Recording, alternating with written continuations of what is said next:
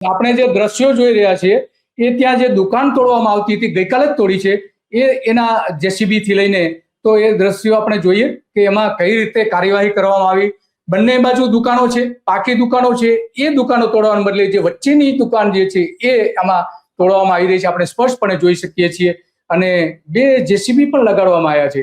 તો કરશનભાઈ, આ તમને જે નોટિસ આપવામાં આવી હતી એનો જે જવાબ આપ્યો તમે કે ભાઈ કઈ રીતે કાયદેસર છે, કઈ રીતે ગેરકાયદેસર છે, તો આ તમે દુકાન ક્યાંથી લીધી હતી, કઈ રીતે લીધી હતી અને કેટલા સમયથી તમારી માલિકી છે?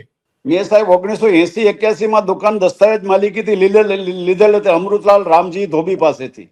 મારા નામે જ દસ્તાવેજ પણ છે અને સિટી સર્વેમાં અને નગરપાલિકામાં એની આપણે મંજૂરીઓ લીધેલી છે. એની અમારી પાસે સનદ છે. એને અમે વેરો વેગુટી દર વર્ષે ભરીએ છીએ.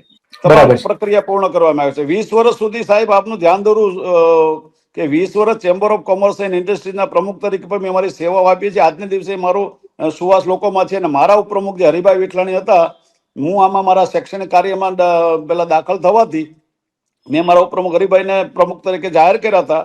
એ આજે પ્રમુખ તરીકે ચાલુ છે.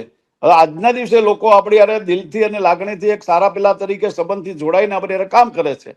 આ સિવાયના સાહેબ આપને જણાવીશ કે અમે 1991-92 અમરેલી જિલ્લામાં, અમારો જિલ્લો અમરેલી હતો, ત્યારથી રૂપાલા સાહેબ અને દિલીપભાઈ સંઘાણી અને પરસોત્તમ રૂપાલા સાહેબ સાથે જોડાઈને